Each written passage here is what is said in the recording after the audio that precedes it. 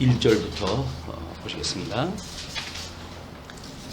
새벽에 모든 대제사장과 백성의 장로들이 예수를 죽이려고 함께 의논하고 결박하여 끌고 가서 총독 빌라도에게 넘겨주니라.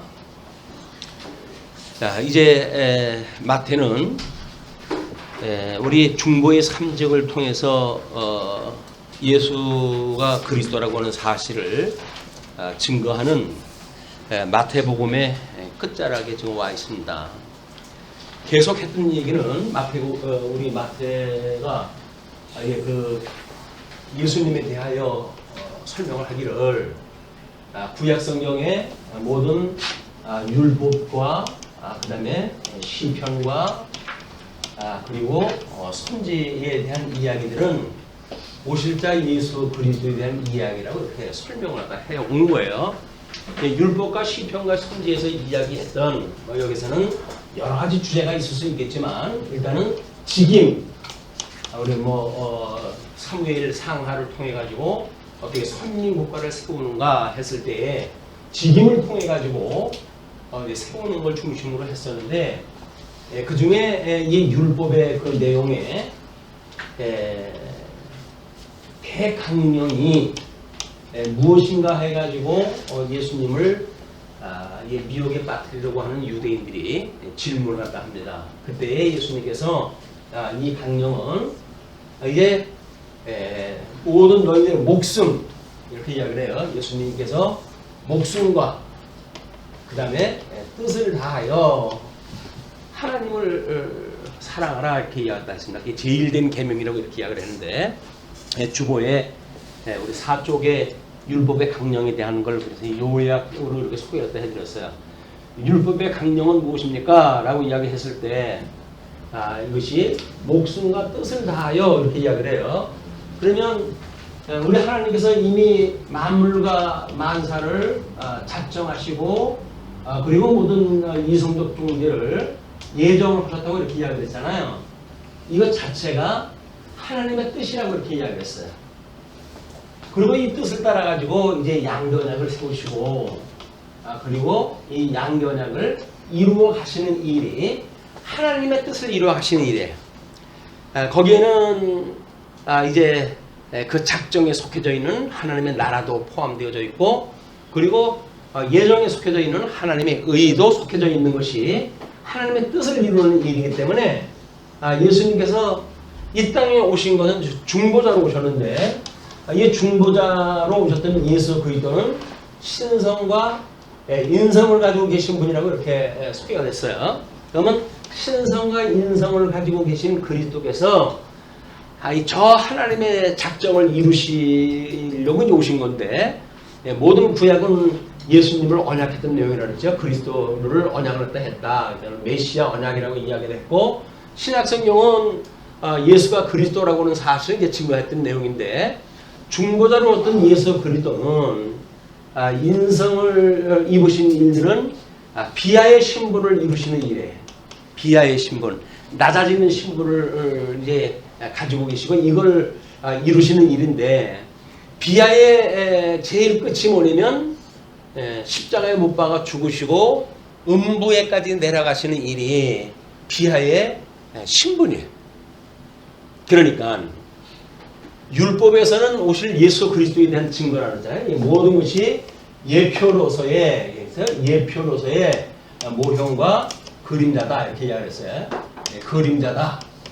그러므로 이 예표로 보였던 것이 뭐냐면 오실 예수 그리스도에 대한 이야기란 말이에요. 그러니까 율법의 수의 기록이 되어진 것은 모세오경에서 창세기를 빼놓고는 출애굽기에서부터 신명기까지 전부 율법에 대한 이야기예요. 이제 그래서 계명에 대한 이야기고 율례와 규례에 대한 이야기고 법도에 대한 이야기였었는데 거기서 그거를 압축을 했다 한 것이 위로는 하나님을 사랑하고 이야기냐? 이 위로는 하나님을 사랑하고 그리고 내 이웃을 내 몸과 같이 사랑하라. 이 이야기라는 거예요. 이게 지금 전체의 이 구약성경의 이야기가 이거라는 이야기예요. 그러면 유대주의자들이 예수님이 오셨을 때까지 성경을 그렇게 영생을 얻는 줄 알고 상고했으니까 예수님이 발견돼야 되겠죠. 예수님이 대속을 갖다 해서 하나님을 사랑하시는 그런 그 뜻을 다해가지고 목숨까지도 다 바쳐있는 이런 사역을 통해가지고 저 율법이 이루어진다고 믿어져야 이제 우리 예수 그리스도 하나님이 대속이 없으면 인간의 힘으로는 어찌할 수가 없다라고 하는 자기 부정에 이르게 되어지는데 유감스럽게도 유대인들은 대속주가 필요가 없이 자기네들이 율법을 잘 지켜가지고 구원을 받는 줄 알고 착각을 했던 거예요. 그렇기 때문에 여기서 하는 일들이 이 목숨을 가지고 있는 뭘 갖다 합니까? 목숨을 이제 목숨이라고 하는 건 뭐 자기의 모든 뭐 생명에 대한 그 이야기인데 이걸 지킨다고 해가지고 결국 사망의 종로로서 갖다 하고 있는 것이 아이러니하게도 유대인들의 일이었어요. 그리고 하나님의 뜻을 이루는 것이 하나님 기뻐하시는 일이고 그런 일임에도 불구하고 하나님의 뜻을 따르는 것이 아니라 순전히 왜곡되어진 자기네들의 뜻, 사단에 매여져 있는 왜곡되어진 뜻, 그것을 따라가지고 인생을 살아온 겁니다. 이 이야기는 이제 우리 예수님이 오셔가지고 이런 신약교회의 성도들에도 마찬가지죠. 우리는 위로 하나님을 우리가 목숨을 다해가지고 하나님을 사랑하라 라고 이야기를 하는데 우리가 목숨은커녕 조그만 이해관계가 있어도 우리는 하나님을 사랑하는 걸 포기를 합니다. 왜? 이게 나의 전부거든요. 그렇기 때문에 우리들의 이 예수님을 믿고 살아가는 성도들의 모든 이 가치, 이거를 과연 물질적 가치 또는 세속적 가치 또는 뭐 우리 어떤 그 세상을 살아가는 데서 얻을 수 있는 그걸 이제 우리 성경에서는 우리의 이 재물과 하나님을 겸하여 섬길 수 없다고 그렇게 이야기를 했는데 이걸 만약에 재물을 섬기는 걸로 이야기를 한다면 이거는 하나님을 섬기는 것이 아니거든요. 근데 우리는 예수님을 믿고 주님의 몸된 교회를 교회의 성도가 되어져 가지고 교중에 그런 공교회를 믿사오며 성도의 교제를 나누고 이런 걸로 신앙 고백을 하지만 우리는 여전히 여기서 뭘 하면서 살아간다고요? 세속적인 재물을 위해 살아가요. 그렇게 해가지고 뭐 우리 11조를 갖다 하면은 배로 우리한테 갚아주신다든지 교회에 열심히 오게 되면 건강하게 해준다든지 해가지고 전부 세속적 가치를 마치 예수 믿는 거라고 가르치고 있단 말이에요. 근데 그렇지는 않습니다. 예수 그들을 믿게 되어지면 일체의 비결을 깨달아서 여기에서 우리들이 얼마든지 뭐 비나든지 부하든지 또는 뭐 여기서 우리 약하든지 강하든지 천하든지 또는 여기서 귀하든지 세속적 가치의 어떠한 조건과 상관없이 우리는 하나님이 우리를 영원한 생명을 주셨다고 하는 영생을 주셨습니다라고 하는 이것 때문에 우리가 예수님을 믿고 이것 때문에 우리가 감격하고 살아가는 거거든요. 여기서. 그런데 예수님을 믿는데도 아직도 우리가 육체의 소욕이 있어서 우리가 중생인이라고 하는 것은 성령의 소욕과 육신을 따라 살 수밖에 없는 이것이 안타깝게도 이제 중생인의 이런 그 구조란 말이에요. 영혼은 예수님으로 말미암아 구원을 이루었지만 아직도 이 육신은 사단에게 매인바가 되어져서 끊임없이 이걸 가지고 우리가 이것이 가치인 양 오해하고 살아가는 거예요. 그런데 이 가치는 우리 예수님께서 여기에 두신 이유가 나머지 영인이 영혼이 잘 됐으니까 영혼이 잘 된 것 같이 내 몸도 잘 되고 건강도 잘 되고 이렇게 됐으면 좋겠다라고 하는 이걸 채우기 위해서 준 게 아니거든요.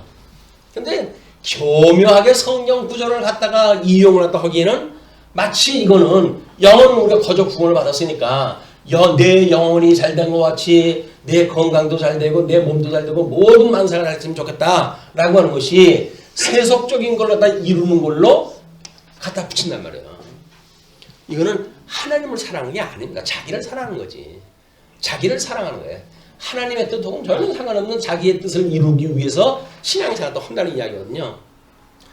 마태는 지금 이렇게 구약 성경의 그 내용을 가지고 예수님 오셨을 당시에 유대인들의 그런 신앙생활 이거를 갖다 전부 지적을 갖다 했어요. 너희들이 추구하고 있는 것이 이런 하나님의 뜻에 따라서 직임을 갖다 통해 가지고 어떻게 하나님의 뜻을 이루시는지 그분이 바로 메시아다. 그분이 너희들이 기다리고 있는 그리스도다. 라고 하는 걸 증거하는 내용인데 아직까지도 우리 유대인들은 예수님을 영접을 갖다 하기는커녕 예수님을 십자가에 못 박아 죽는 데까지 내어주게 된 거예요.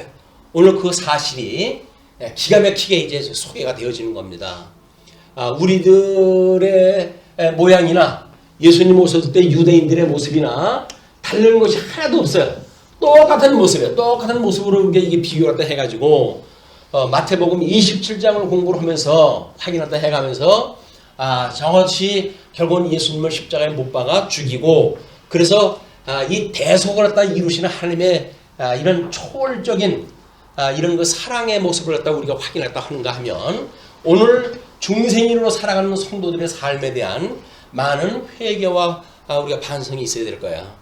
우리 뭐 집사님 기도할 때 반성과 회개라도 한다고 그랬었는데 실질적으로 우리 그냥 수사적으로 기도할 때 드리는 그냥 수사적인 어떤 말이 아니라 이것이 실질적으로 우리들의 온 마음을 다해가지고 예수 그리스도의 감사 이것이 성도들의 살아가는 목적이란 말이에요. 영원한 생명을 얻었으니까 이 땅에서는 죽어도 좋습니다라고 하는 그거 아니겠어요? 그것이 이 복음을 증거했던 선교자들의 그런 그 일이 있었어요. 순교자들의 전부 사명이 이 놀라운 복음을 증거하기 위해서는 이 땅에서는 내가 어찌하여도 상관이 없습니다라고 하는 이야기였거든요.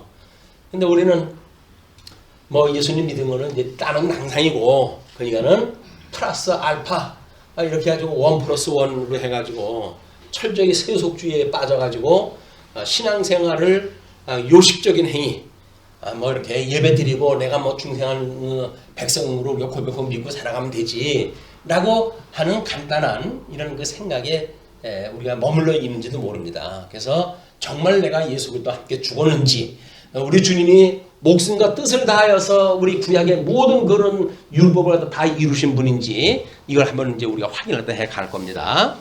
먼저 27장 1절로 2절 보시게 되면 거짓 교사들이 총독 빌라도에게 예수를 넘기는 사건이 소개가 되어져요. 그 오른쪽에 이번에는 성경 구절이란지 뭐 그런 것들이 조금 길게 소개가 됐습니다. 그래서 빌라도는 이제 그때 당시에 유다, 사마리아, 이두메를 관할한 6번째 총독으로서 이 다베드리오 황제로부터 AD 26년에 총독으로 임명되었다.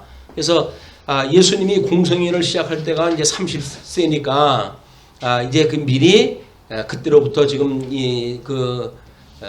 우리 그 빌라도가 총독으로 이미 있는 때에 예수님이 이제 오신 거지요.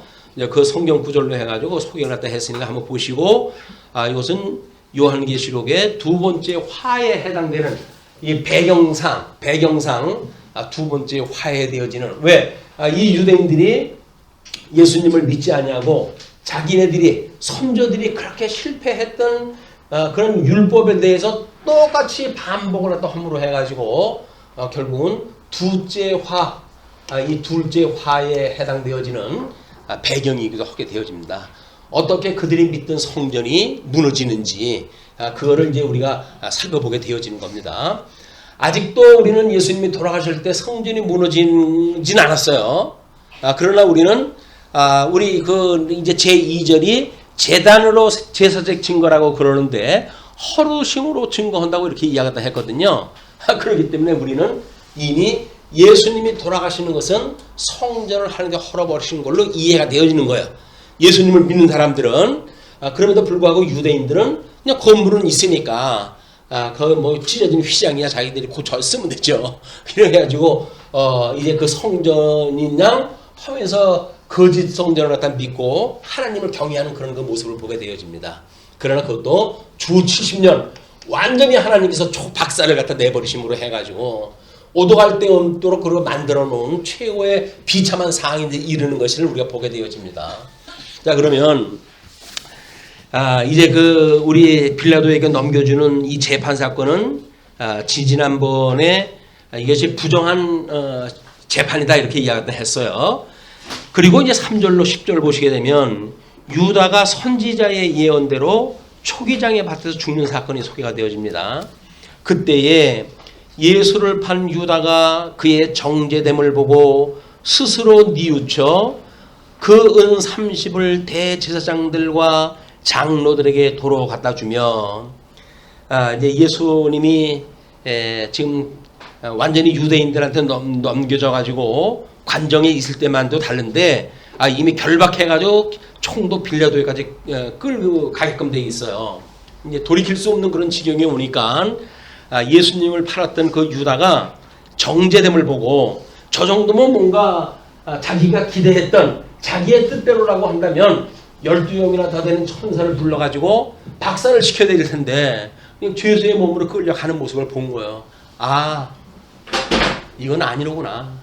내가 믿고 있었던 그런 일은 아니로구나. 엄한 생각을 가지고 있음으로 해가지고 죄 없는 예수님을 내가 은 30에 팔았구나. 3년 동안이나 따라다녔던 그 예수님인데 그를 내가 이제 그렇게 팔게 되어졌구나 해가지고 그 은 30을 대제사장들과 장로들에게 도로 갖다 주며 여기서 구체적으로 좀 구약성경을 이루시기 위해서 그런 거예요. 그러나 우리 중생인 성도들이 살아가는 모습에도 똑같이 그것이 모습이 이렇게 비교해가지고 볼 수 있는 거라고 이렇게 이야기를 했잖아요. 그럼 과연 우리는 이 세속에 대한 세속의 사단에게 굴복을 갖다 해가지고 받아들였던 그런 그 은 30은 과연 뭘까요? 그걸 우리가 한 번쯤은 봐야 돼. 이제 그거를 포기하지 않는 한 우리는 여전히 이것이 우리의 올무가 돼가지고 그리고 신앙생활도 할 겁니다. 여전히 망하는 한이 있어도 내일 세상이 끝이 온다고 하더라도 나는 이걸 포기할 수가 없어 라고 해서 살아갈지 몰라요. 그런데 가룟 유다는 이제 스스로 뉘우쳐가지고 은 30을 갖다 줬어요. 이르되 내가 무죄한 피를 팔고 죄를 범하였도다 하니 그들이 이르되 그것이 우리에게 무슨 상관이냐 내가 당하라 하거늘. 이것이 세상 인간관계에서 늘 일어나는 일들이에요. 이해관계에 의해서 뭔가 맞으면 마치 은 30을 줘가지고 모든 일을 갖다 할 수 있도록 후원을 갖다 하는 것처럼 보이잖아요. 근데 그것이 아니라고 해가지고 그 계약을 파하게 될 때는 전혀 다른 반응이 일어나는 것이 인간 간에 있는 이런 그 관계예요. 인간들이 맺고 있는 이 관계, 좋을 적에는 우리 사도 바울도 그런 그 경우가 있었지만 눈이라도 빼어줄 것 같더니 너희들이 어떻게 나에 대하여 그렇게 오해할 수가 있는가. 사도 바울은 그걸 대단히 서운하게 생각을 해가지고 이제 그런 그 잘못되어져 있던 복음으로 인해 가지고 사단에 매어져 있는 성도들의 그런 심정을 그대로 고발했다 하는 그런 내용을 우리가 볼 수가 있습니다. 자, 그러면서 이제 그렇게 하라 하거늘 유다가 은을 송소에 던져놓고 물러가서 스스로 목매어 죽은지라. 그 사람들이 받질 않으니까 그거 자기가 어떻게 소유할 수도 없잖아요. 그냥 성전 문이 열려져 있었는지 어떻게 했든지 거기다 집어던지고 도망을 갔어요. 그래가지고는 스스로 자기의 목숨을 버리게 되어집니다. 자, 자기의 목숨을 버리는 것이 구약 성경을 이루시기 위해서 목숨을 버리시는 예수 그리스도와 사단에 매여 가지고 여전히 자기 뜻을 추구하다가 자기 목숨을 스스로 꺾는 유다와 대비되어지는 그런 그 모습을 보게 되죠. 이것은 우리한테 많은 교훈을 준다고 보여집니다. 자, 그렇게 되어졌는데 대제사장들이 그 은을 거두며 이르되 이것은 피값이라 성정고에 넣어둠이 옳지 않다 하고 의논한 후 이것으로 토기장이의 밭을 사서 나그네의 묘지를 삼았으니 이제 그때는 나그네의 묘지 삼을 터가 필요하고 그러니까는 마침 그걸로 해가지고 이제 묘지를 삼은 거예요. 그러므로 오늘날까지 그 밭을 피밭이라 일컫느니라. 이에 선지자 예레미야를 통하여 하신 말씀이 이루어졌나니 일렀으되 그들이 그 가격 매겨진 자 곧 이스라엘 자손 중에서 가격 매긴 자의 가격 곧 은 30을 가지고 토기장이의 밭값으로 주었으니 이는 주께서 내게 명하신 바와 같으니라 하였더라. 예레미야 선지자에 의해 가지고 이미 그 은 30을 가지고 이 피값으로 해가지고 살 거가 예언되어져 있고 그걸로 이제 안 되기 때문에 그 은 30을 가지고 토기장의 밥값으로 주는 일이 있도록 예언한 것이 있다 그 이야기예요.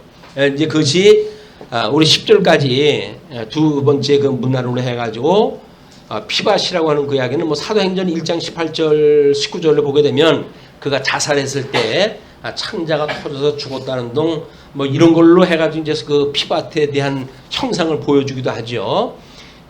이 사본에 따라서는 스가랴 또는 이사야라고 이야기도 하고, 그다음에 스가랴서에서 보게 되면 11장 12절 13절 예레미야에서 이야기했던 것은 지금 이렇게 토기장에 이 밥값으로 주었다라고 했던 것이 이루었다 이렇게 이야기하는 내용들이에요. 그래서 구약 성경이 이미 언약되어진 대로 예수님은 십자가에 팔리게끔 해가지고 이방인 손에 넘겨지게 되어지고 그를 받았던 가룟 유다는 자기 목숨을 스스로 끊어가지고 결국은 피값으로 인해 가지고 살게 되어진 그런 토기장이의 밥값으로 얻게 되어진 모습이 소개되어진 겁니다. 그러니까 지금 예수님이 오셔가지고 예수님이 돌아가실 것까지는 전부 성경대로 이 사건이 이루어지는 거예요. 왜냐하면 모든 이 구약 성경은 오실 이 메시아에 대한 언약이기 때문에 그렇습니다. 이 메시아 언약, 기름 부음 받은 자가 우리 이 기름 부음 받은 자는 우리 왕정 이 정치를 할 때에는 어떻게 하나님께서 그 선민에 대한 나라를 이루어 가시는가라고 하는 것이 역사적인 내용이란 말이에요. 그러니까는 모세 한 사람을 불러가지고 신정 정치를 갖다 했던 때와는 또 다른 거예요. 그래서 이렇게 직임을 통해 가지고 왕정 정치, 이 왕정 정치를 통해 가지고 하나님 나라를 이루어 가시는 이런 모습을 구약 성경에서 자세히 설명이 되어져 있는데 그 나라에 대한 것이 결국은 메시아에 대한 언약의 내용이었다. 이제 그런 그 이야기입니다. 다음에 이제 세 번째 문단으로 해가지고 11절로 14절을 보시게 되면 거짓 지도자들의 고소에 따른 신문에 대답지 않으시는 내용이 소개가 되어져요. 예수께서 총독 앞에 섰음에 이제 빌라도 앞에 쓴 겁니다. 총독이 물어 이르되 내가 유대인의 왕이냐? 예수께서 대답하시되 내 말이 옳도다 하시고 대제사장들과 장로들에게 고발을 당하되 아무 대답도 아니하시는지라. 이에 빌라도가 이르되 그들이 너를 쳐서 얼마나 많은 것으로 증언하는지 듣지 못하느냐 하되 한마디도 대답하지 아니하시니 총독이 크게 놀라워하더라. 누구처럼 지금 묵비권 행사하는 게 아니에요. 왜냐하면 구약 성경에 언약되어져 있기를 이제 그거를 이루시기 위한 그런 그 까닭에 그런 겁니다. 그래서 왕권의 본질에 대해서는 요한복음에서 소개가 되어져 있고 입을 열지 않으심에 대한 건 이사야서에 대한 내용을 지금 우리가 봐서 53장 7절 내용을 통해 가지고 마치 잡혀가는 양과 같이 털 깎으러 가는 그 양과 같이 들리지도 않고 소리를 내지 않았다라고 하는 모습을 잡혀간 거예요. 6월절 어린 양으로 돌아가신다고 한다면 그런 그 선지서의 예언대로 해가지고 예수님은 아무런 말씀이 없이 가셔야 돼요. 변명을 할 필요도 없어요. 변명이라고 하는 이야기는 자기의 정당성이 뭔가 훼손되어지거나 부정될 때 변명이 필요하거나 그렇게 하죠. 터무니없는 일로 답장 넣어. 이미 답은 정해놓고 너는 네라고만 대답을 해. 그럼 그거에 의해서 너를 고소를 할 거야 라고 하는 사단 권세의 이런 그 장난이 작동을 하게 된다고 한다면 굳이 거기다 변명할 필요가 없는 거예요. 그래서 예수님 믿고 우리가 살아간다고 한다면 이러고 저러고 뭐 다른 사람이 뭐라고 했을 때 굳이 변명할 이유가 없어요. 왜? 사단의 그 메인 사람들이 정죄를 다 하는 거거든요. 하나님의 사람인데 예수 그리스도로 대속으로 말미암아 구원을 받은 사람인데 누가 정죄를 또 하겠어요? 근데 이 정죄를 또 한다는 이야기는 뭡니까? 대속의 사건을 믿지 않는다는 이야기고, 그러면 그 사람은 사단에 매였다는 이야기고 사단의 종로를 타면서 정죄를 다 하는 건데, 그것에 나는 아니야, 내가 왜 너가 나를 갖다 정죄해, 나는 죄없어 라고 이걸 굳이 변명할 이유가 없다는 거예요. 왜? 사단이 하는 일인데 뭐 뻔히 밥 먹고 하는 일이 이런 일이에요. 전부 하나님의 택한 백성들을 고소 고발하고 하는 사건들이 전부 그 사건들이에요. 요즘 뭐 하도 그 뭐 우리 사법권이나 이런 그 행정권의 문제에 있어가지고 고소 고발 사건이 얼마나 이게 넘쳐나는지 뭐 그 밥 먹고 일 삼아 하는 애들이 있어요. 그런 것만 자기 딴에는 뭐 국가를 위해서 한다고 이야기를 하지만 아닙니다. 다 이해관계에 의해서 하는 작것들이 이것들이 그런 것만 해가지고 하니까 그런 거에 의해 가지고 일일이 변명할 것도 없는 거야. 죽으면 죽으라는 거죠. 아니 하나님 앞에 우리가 영생을 얻었는데 죽으면 죽고 마는 거지 뭐. 뭘 목숨을 부지하겠다고 해가지고 거기서 빈소리가 또 하겠어요. 우리가 예수님을 믿는다는 담대함은 그거예요. 영생을 얻었기 때문에 누가 뭐라고 해도 우리는 그거에 대해서 왼쪽 눈이나 깜짝할 이유가 없어요. 뭐 별의별 소리 다 하던데요. 아니 밥 먹고 하는 일인데 왜 안 하겠어요? 지가 할 일인데 열심히 그걸 해야죠. 그래야 망해가지. 그렇기 때문에 내가 이 예수님을 믿는 사람으로서 자신감이 있다고 한다면 나를 고소 고발하는 사람에 대해서 신경 쓸 거 없어요. 나중에 하나님께서 다 이제 갚아주시니까 너를 대적하는 자를 위하여 기도하라. 그러면 그의 머리 위에 숯불을 피운다고 주님께서 약속하셨잖아요. 우리를 대적한다고 한다면 예수님을 대적하는 일이고 예수님을 대적한다는 이야기는 하나님을 대적하는 무리들인데 그걸 뭘 아쉬운 소리를 또 합니까? 예수님 믿는 성도로서 당당하게 아무 말도 없이 아마 뭐 할 수만 있으면 여유가 조금 있다고 한다면 빙글에 웃어주면 좋겠죠. 빙글에 웃어주면 그런 정도 여유만 있다고 하면 얼마나 좋겠어요. 자, 그렇게 해놓고 이제 세 번째 문단에서 11절로부터 14절까지 그렇게 이야기를 한 뒤에 15절로 26절 조금 깁니다. 이방 총독이 자신의 의도와 상관없이 사형을 판결하는 이 사건이 소개가 되죠. 자기의 뜻대로 안 되어지는 일도 있어요. 세상에 총독으로 와 있기 때문에 모든 권세를 위임받은 사람 아닙니까? 자기 뜻대로 못하는 일이 벌어져요. 참 웃기는 일이에요. 아무 능력도 없는 사람들은 자기 뜻대로 해가지고 엄한 일이 이루어지기도 하고 또 능력 있는 사람은 자기 뜻대로 해가지고 죽이기 싫은데도 불구하고 사형 선고를 내려야 되는 이런 그 일이 하나님의 절대적인 뜻을 가지고 지금 이 진행을 하기 때문에 그러는 겁니다. 절대자이신 우리 하나님, 절대자이신 우리 하나님, 대주제가 되시는 우리 하나님, 이분이 여전히 이 우리의 현상을 갖다가 하감하시었고 스스로 내려다보시고 감찰하셔서 여기서 불의한 일들이 얼마나 많이 일어나는지 몰라요. 거기에 하나님을 사랑하는 우리 성도들의 어떠한 위기에 있는지 주님께서 하감하시고 이거를 하나님께 처리해 주십시오. 그것이 우리 예수님이 나중에 다시 오실 때 뭐 들어와요? 재림주 오시는 분이거든요. 재림주. 이번은 심판을 갖다 하러 오시는 거예요. 저리로부터 사한자와 죽은 자를 심판하러 오시리라. 신앙 고백을 하잖아요. 이 심판하러 주님께서 오시니까 주님한테 그냥 이르면 돼요. 그냥 이런 거 다 기도만 하면 돼요. 저 불쌍한 인생이 나한테 무슨 뭐가 생길 줄 알고 저렇게 구박을 하고 그러는데 주님 제 눈을 떠가지고 내가 아무리 그래도 저한테 줄 거 아무것도 없는 건지를 알게 좀 해주십시오. 그리고 내가 전하는 복음이나 받아들이게 해주세요. 이렇게 이야기했다 해가지고 여기에 이러고 저러고 족달 필요가 없어요. 사족을 달 필요가 없어요. 멋지지 않습니까? 성도의 삶이. 우리 죽이겠다고 고발했다 하는데 빙글에 웃을 수 있는 그런 우리한테 여유가 있다고 한다면 이게 예수님을 믿는 성도들의 권능이란 말이에요. 권능. 그게 예수님 믿는 거예요. 그게. 아이고 제발 좀 살려주세요. 안 그럴게요. 살려주세요. 라고 비는 것이 아니라 네가 네 할 일을 해라. 내 할 일을 하라. 만약에 사단이면 할 일이면 우리를 다 계속 고발하고 그러겠죠. 그러면 우리 주님께서 다 우리 쳐다보고 내려다보고 계셔요. 다 내려다보고 계시니까 대주제가 되는 주님 앞에 우리는 기도만 합니다. 기도만 합니다. 뭘 자꾸 이쪽에 내 뜻을 갖다 구하려고 다 하려고 그러니까는 주님께서 듣지도 않으시죠. 주님의 뜻을 여기서 구해야지. 주님께서 뭘 우리 위로를 갖다 해주시든지 권능을 갖다 줘가지고 은혜로 해가지고 어떤 믿음의 강력한 믿음을 갖다 주셔가지고 사단 권세에 의해가지고 우리 휘둘리지 않을 거 아닙니까? 근데 내 뜻을 가지고 자꾸 이걸 해달라고 그러니까 주님께서 참 입장 난처하네. 사랑하는 자가 정신이 없어가지고 아직도 여전히 세상의 걸 달라고 저렇게 하니 저걸 어쩌면 좋고. 여기서 우리의 씨름은 뭐예요? 우리의 씨름이라고 하는 그 이야기는 혈과 육에 대한 것이 아니라고 그러지 않았어요? 혈과 육에 대한 것이 아니다. 그 이야기는 뭐예요? 영적인 거라는 거예요. 우리 씨름이 영적이라는 거예요. 영적인 것. 그러면 모든 게 우리 신령한 영적인 문제가 우리 신앙생활의 본질이지.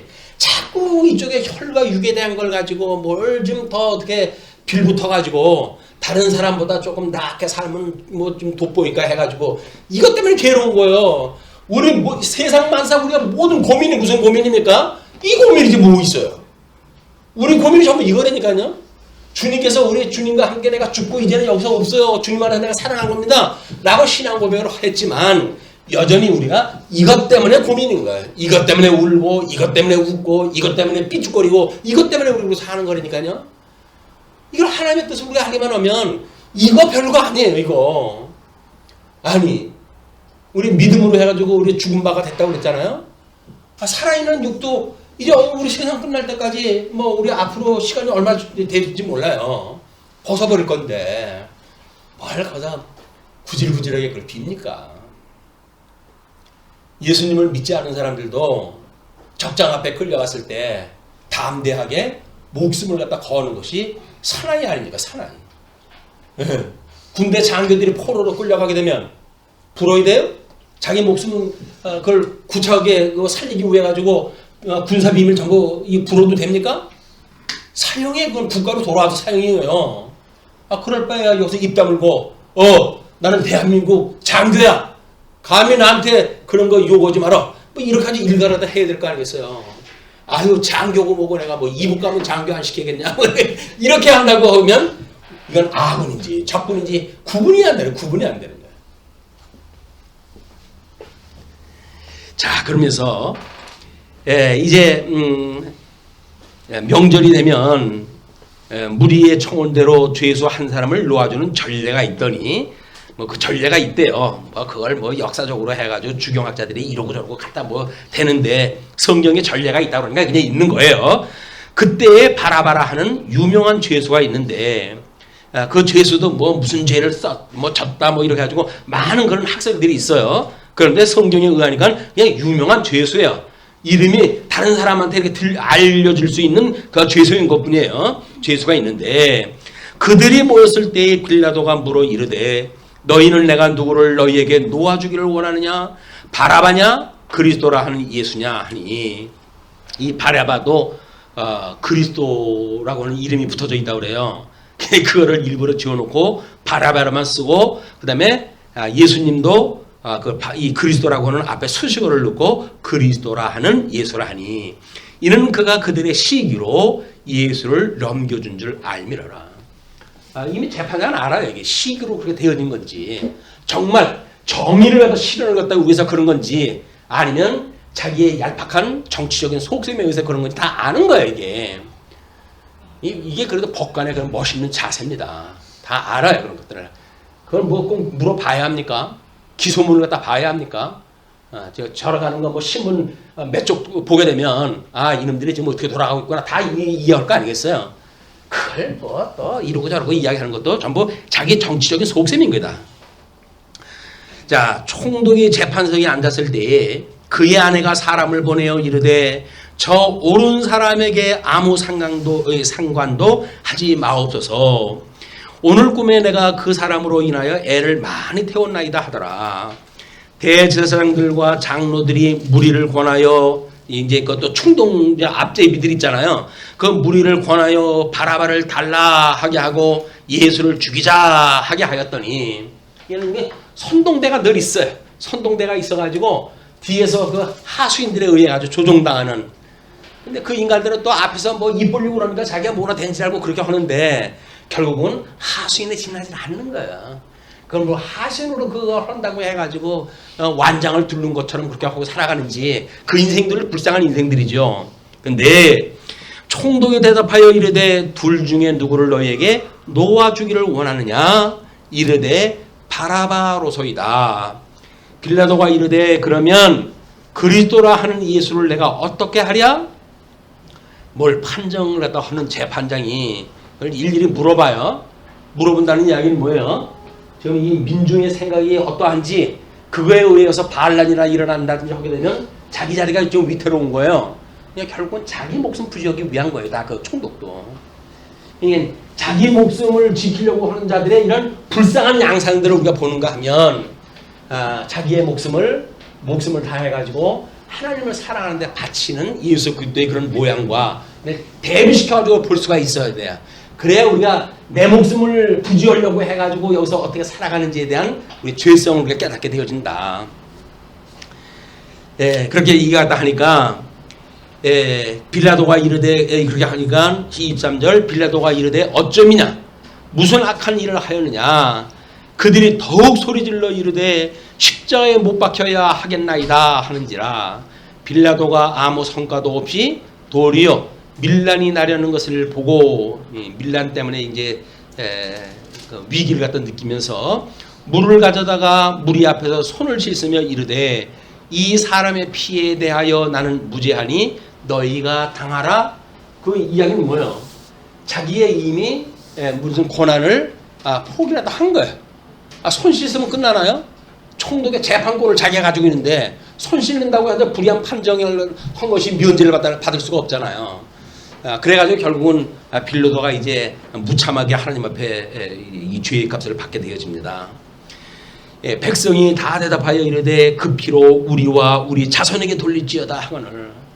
인간이 자기 목적을 위해 가지고는 끝에까지 가면 어디까지 간다고요? 그 피를 우리와 우리 자손에게 돌릴지어다 하는 데까지 가는 거예요.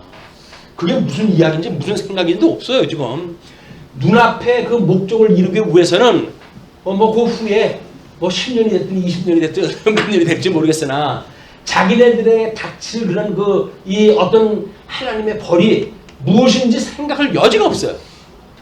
왜? 당장 지금 예수님을 죽이는데 돈이나 받고 그러는 거 아닙니까? 이게 전부 명분에 의해 가지고 하수인 노릇을 갖다 하는데 그러니까 그 일을 갖다 하게 되어지는 거죠. 자, 이에 바라바는 그들에게 놓아주고 예수는 채찍질하고 십자가에 못 박히게 넘겨주니라. 예수님이 결국은 이제 빌라도에게 판정에 의해 가지고 유대인들한테 잡아 죽일 수 있는 고난을 갖다 이제 준 거예요. 유대인들은 사내들인이라고 하는 그런 법정에서도 사람을 죽일 수 있는 사형권은 로마에서 가지고 있거든요. 총독의 사형 선고가 내려졌기 때문에 자기네들이 갖다가 이제 죽일 일만 남은 거지요. 그것이 27절서부터 31절까지 이야기입니다. 총독의 군병들이 예수를 관정해서 희롱하고 끌고 나가는 장면이 소개가 되어져요.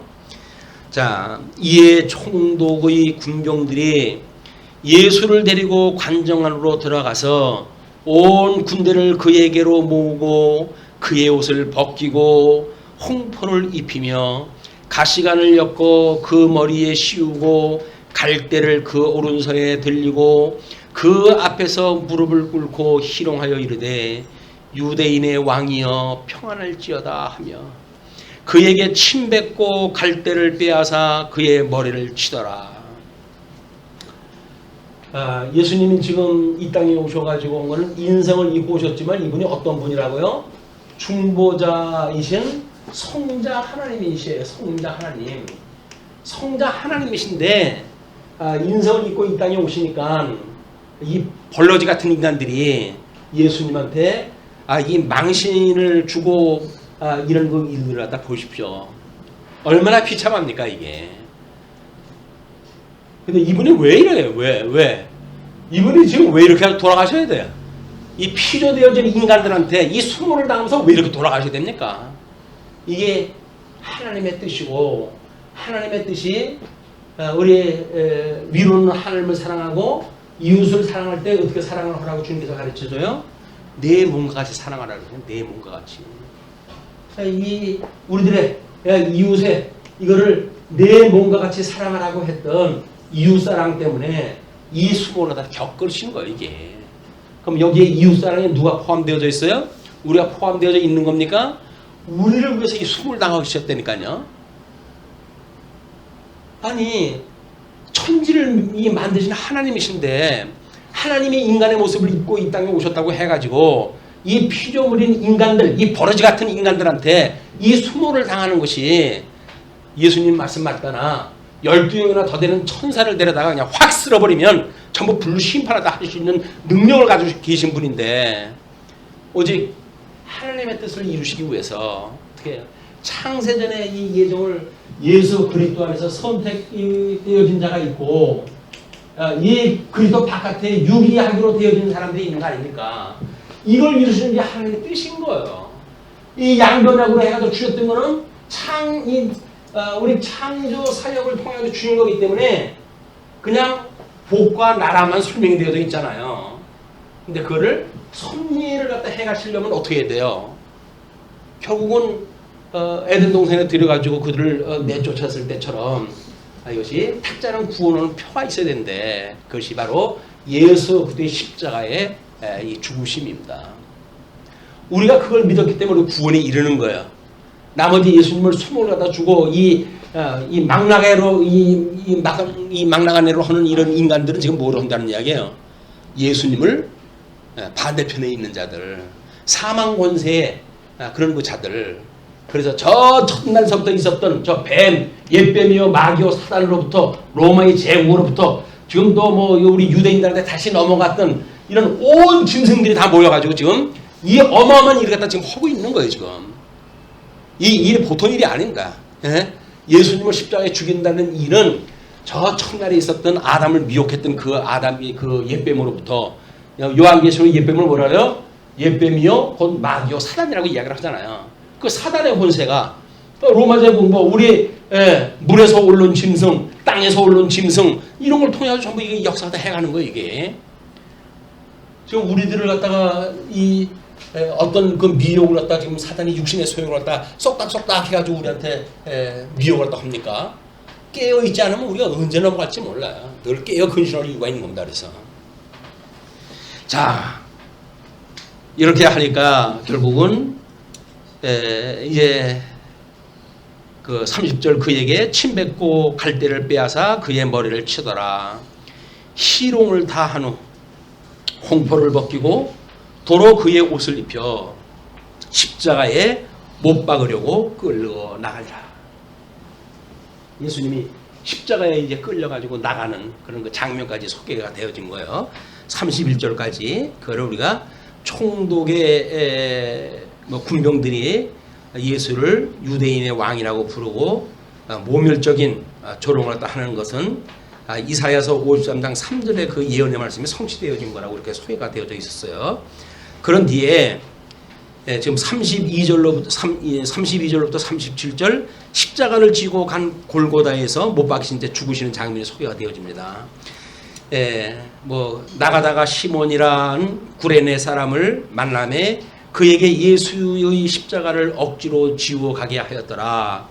골고다 즉 해골의 곳이라는 곳에 이르러 쓸개탄 포도주를 예수께 주어 마시게 하려 하였더니 예수께서 맛보시고 마시고자 하지 아니하시더라. 이는 지금 이 쓸개탄 포도주라는 이야기는 한마디로 뭔가 그 통증을 갖다 이제 눌러주는 막 이런 그 작용을 한 거기 때문에 예수님께서 기꺼이 그걸 포기하시고 성한 정신으로 그냥 못을 박혀가지고 돌아가시게 되어지는 겁니다. 물론 그것도 우리 옆에 우리 표에 나와져 있지만 쓸개탄 포도주는 시편 69편 21절 말씀을 반영을 한 거고 나중에 그 제자 이제 예수님 옷을 제비 뽑는 거는 시편 22편 18절 말씀을 이루는 모든 구약성의 언약이 이루어지는 사건들이에요. 그들이 예수를 십자가에 못 박은 후에 그 옷을 제비 뽑아 나누고 거기 앉아 지키더라. 그 머리 위에 이는 유대인의 왕 예수라 쓴 죄패를 붙였더라. 이때에 예수와 함께 강도들이 십자가에 못 박히니 하나는 우편에 하나는 좌편에 있더라. 지나가는 자들은 자기 머리를 흔들며 예수를 모욕하되 이르되 성전을 헐고 사흘에 짓는 자여 내가 만일 하나님의 아들이거든 자기를 구원하고 십자가에서 내려오라 하며 그래서 전부 이런 총기가 없는 영적으로 죽어져 있는 사단의 매인자들의 특징은 다 뭡니까? 이 혈육에 의한 거 관점으로 전부 보는 거예요. 혈육의 관점으로 다 보는 거예요. 그러나 예수님은 정말 이제 그 어린 양으로 돌아가심으로 해가지고 제단이 헐어지고 그리고 새롭게 부활하심으로 해가지고 성전이 지어지는 모습이 이제 소개가 되어지는 겁니다. 자, 이렇게 이해가 하면서 41절 그와 같이 대제사장들도 서기관들과 장로들과 함께 희롱하여 이르되 그가 남은 구원하였을 때 자기는 구원할 수 없도다. 그가 이스라엘의 왕이로다. 지금 십자가에서 내려올지어다. 그리하면 우리가 믿겠노라. 자, 이 인간들이 왜 이렇게 극성을 갖다 부릴까요 지금? 인간들이 왜 극성을 부리는 거예요? 죽겠는 거예요 지금. 예수님을 고소를 갖다 해가지고 뭐 하다못해 뭐 잘못했다는 이야기나 한마디 하면 뭐 모든 거 다 용서를 갖다 해줄 수 있는 양 이렇게 하지만 인간들은 예수님이 입을 꽉 다물고 있거든요. 아무리 이 고소를 갖다 해도 들은 척도 안 하거든요. 그 이야기는 뭐예요? 한마디로 무시당하는 거예요. 무시당하는 거야. 너희들하고 상종을 할 내가 그런 지금 입장이 아니다. 무시를 갖다 하니까 인간들이 그렇게 고발 갖다 해가지고 이 악을 갖다 임대로 쌓고 하는데 근데 예수님이 아무 얘기도 안 하는 거야. 그때 이들이 나타나는 게 뭘까요? 그게 비난이에요. 비난. 이것이 우리 신앙생활도 마찬가지예요. 신앙생활도 할 때 막 고사를 갖다 해가지고 저쪽 이야기를 하거든요. 소문이 들어가서 알만도 한데 저희 건데 아무것도 아무런 들은 척도 안 해. 그러고 만나면 아무 일도 없었든지 그냥 인사하고 그냥 지나다녀. 그걸 보게 되면 속에서 불이 나는 거예요. 내가 저걸 악을 갖다 끌어내야 될 텐데. 저 악을 한번 끌어내야 될 텐데. 그때 어떻게 하면 제일 이거 넘어가기 쉬울까요? 비난이에요. 비난. 거기에 뭐 가족, 부모, 형제 끌어다가 비난을 또 하게 되면 혈육관계에 있었던 사람인데 그걸 가만히 있겠어요. 그러니까 올라가지고 끝내 넘어가게 되면 시험에 드는 거예요. 이제 시험에 들어가지고 악의 물이 들고 혈과 육의 전쟁을 벌이는 거야. 네가 잘냈니 내가 잘냈냐고. 만약에 싸웠다 한다면 똑같은 거지. 뭐 잘나고 못나고 어디 있어요. 그래서 우리가 우리를 대적하는 자들, 우리를 공격하는 자들 이거에 대해서는 일부에 한마디를 할 이유가 없다. 그냥 가만히 있으시면 돼요. 가만히 있으시면. 불쌍하니까 그를 위해서 기도를 다 하시고 위로를 다 하실 수 있으면 위로도 해주시고. 그렇게 사시면 힘들어요. 아무개 씨 그렇게 살면 힘들어요. 이 세상. 마음 편하게 사셔야지. 그렇게 남을 갖다 해코지하고 그러려고 그러면 내가 얼마나 그게 악을 쌓는 일인데 잠깐 왔다 가는 인생인데 왜 그러고 사세요. 그러지 마세요. 권면 갖다 해줘야 돼요. 그걸 모르니까 그러거든요. 그게 나중에 죄값을 어떻게 치는지 모르니까 그 짓을 하다 하거든요. 위로 갖다 할 이유가 있는 거예요. 그것이 제일 좋은 이유는 우리 예수님을 소개하는 거지. 예수님 믿으시고 예수님도 그런 고난을 당하셨답니다. 그러나 우리의 고난을 대신하셨던 그 예수님이기 때문에 예수님을 믿으면 이런 그 일들이 용서를 받으니 예수님 믿고 구원 받으세요. 복음을 증거하는 마지막 우리의 복음을 증거하는 일입니다. 자, 이제 그렇게 해가지고 결국은 43절 그가 하나님을 신뢰하니 하나님이 원하시면 이제 그를 구원하실지라. 그의 말이 나는 하나님의 아들이라 하였도다 하며 함께 십자가에 못 박힌 강도들도 이와 같이 욕하더라. 저기서 함께 욕한 걸로 되어져 있죠. 누가복음에는 한쪽 강도는 이제 뭐 예수님 편들고 한쪽 편 반도는 또 욕을 갖다 했다고 나와서 구분되어져 있는데 여기서는 함께 다 욕한 것으로 그 정리가 되어져 있어요. 왜냐면 지금 예수님을 고발하는 사건을 하기 때문에 그러는 거예요. 거기서 뭘 한 사람은 그것도 아닌데요. 왜 누가복음은 아닌데 이렇게 썼어요. 이런 거 따지면 성경이 지금 어떤 구조로 되어져 있는지 모르기 때문에 그런 이야기예요. 다 묶어가지고 똑같은 이야기를 다 해야 되는데 왜 각 성경이 다릅니까? 라는 걸 가지고 이야기하는 사람들이 있기 때문에 우리는 이미 이 네 가지 복음도 다 달라고 그랬잖아요. 직임, 신분, 사역, 이 품위 이거 가지고 다 다른 이 주제를 가지고 지금 이 기록을 갖다 했으니까 그 기자는 그걸 설명하기 위해서 그렇게 했는데 그걸 왜 똑같이 써야 된다고 지가 주장을 해요. 지가 뭐라고. 성령께서 감동을 줘가지고 그걸 강조하기 위해서 그렇게 주제를 가지고 쓰게끔 했는데 지가 뭘 안다고 거기서 그 왜 그랬냐고 따지기는. 예수님 믿지 않으니까 따지는 거지. 예수님 믿으면 성경 따지지 않습니다. 그냥 성경이 가는 데까지 가는 거예요. 이게 우리 믿음의 선배들이 했던 거예요. 그거를 또 뭐 비아냥대면서 무식해가지고 맨날 하나님한테 뭐 죽은 다음에 하나님한테 가서 물어본다는 둥 이런 쓸데없는 소리나 하고 대답도 못 해주고 그런다고. 대답을 못 해주는 것이 안 해주는 거예요. 지한테 그걸 왜 이야기를 해줘? 복음을 깨닫게 되면 다 알게 되어진 답인데 왜 그것만 가르쳐줄 이유가 뭐가 있어요? 우리는 합리적인 질문을 뭐 대답하기 위해서 이러고 저러고 하는 거 궁색해요. 궁색해. 예수님을 믿게 되어지게 되면 다 알게 돼요. 그냥 하나님의 뜻이 그렇게 설명이 되어진 거야. 이거 알게 돼요. 그를 뭐 합리적이고 어쩌고 저쩌고 해가지고 신학에 대한 걸 이상한 쪽으로 끌고 가는 사람들은 경계해야 됩니다. 오히려. 자, 그러면서 이제 45절로부터 50절 끝까지 끝에 예수께서 성경을 응하시며 조롱 가운데 운명하시는 장면이 소개가 되어져요. 제6시로부터 온 땅에 어둠이 임하여 제9시까지 계속되더니 제9시쯤에 예수께서 크게 소리질러 이르시되 엘리 엘리 라마 사박다니 하시니 이는 곧 나의 하나님 어찌하여 나를 버리셨나이까 하는 뜻이라. 거기 섰던 자 중 어떤 이들이 듣고 이르되 이 사람이 엘리야를 부른다 하고 그 중에 한 사람이 곧 달려가서 해면을 가져다가 신 포도주에 적시어 갈대에 꿰어 마시게 하거늘 그 남은 사람들이 이르되 가만두라 엘리야가 와서 그를 구원하나 보자 하더라. 예수께서 다시 크게 소리 지르시고 영원히 떠나시니라. 우리 예수님 그래 돌아가셨어요.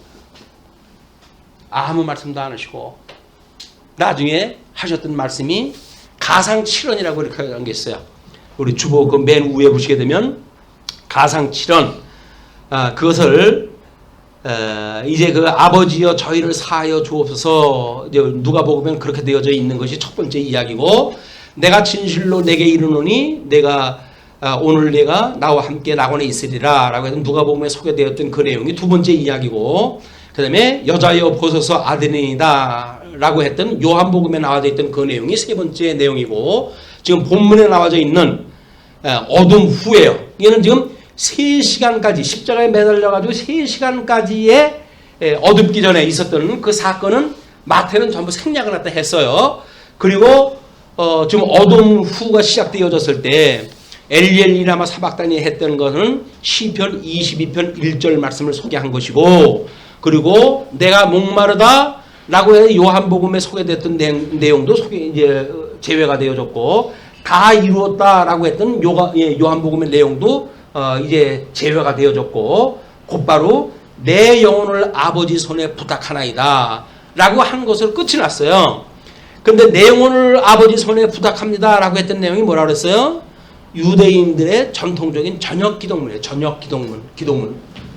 그러니까 우리가 잠자리에 들 때 하나님 오늘도 하루 종일 저의 이런 일거수일투족 은혜 가운데 붙들어 주심을 감사합니다.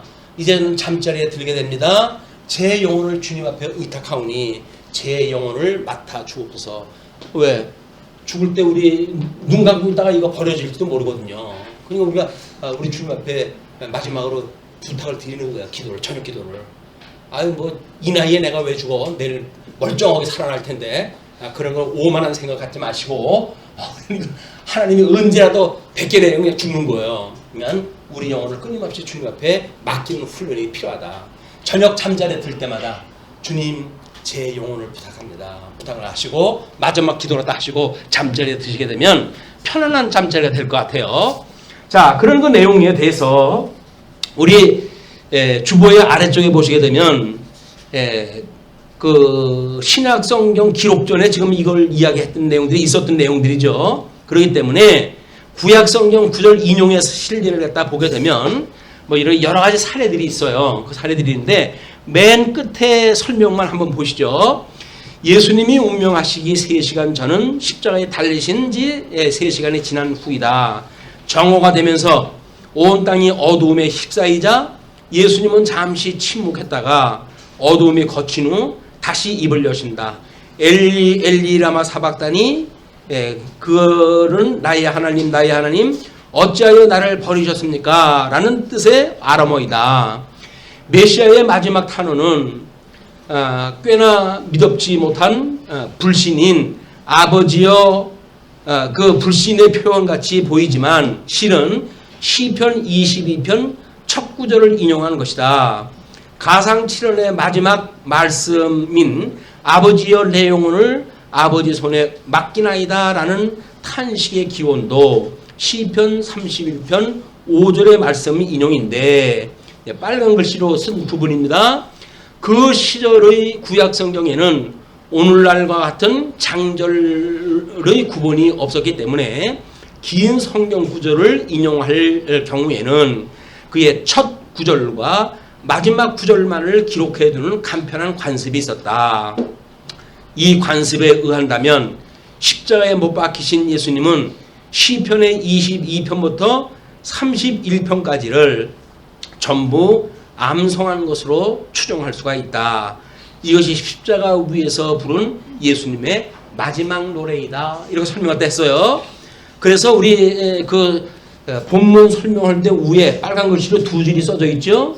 하나는 마태복음 22장 37절로 해가지고 내 마음을 다하고 목숨을 다하고 뜻을 다하여 너희 하나님을 사랑하라 라고 했던 내용이고, 또 하나는 빌라도의 신문과 십자가의 처형을 받으러 나갈 때 할례를 노래하고 나갔다고 그랬잖아요. 할례를 노래했듯이 지금은 시편의 노래를 부른 거예요.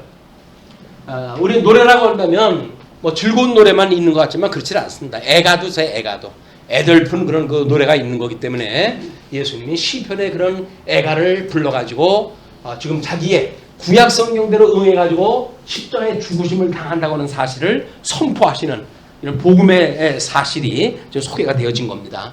이런 그 내용을 통해서 예수님이 지금 돌아가셨던 사건은 철저하게 구약의 이 메시아 언약을 이루셨던 사건이고, 그러므로 십자가의 죽으심으로 우리 마태가 지금 소개하고 싶었던 건 뭐예요? 십자가에 아무 죄도 없으신 분이 돌아가셨던 저분이 구약 성경을 응하셨던 메시아다, 그리스도다 라고 한 걸 증거한 거란 말이에요.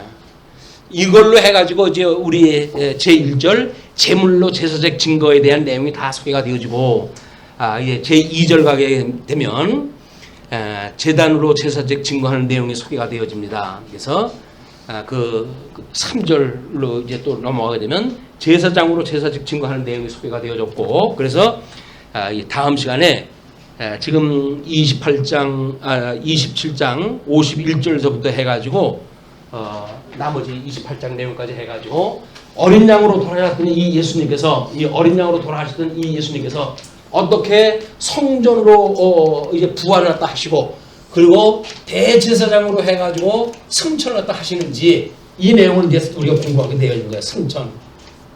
이거는 부활. 이거는 죽으심. 네.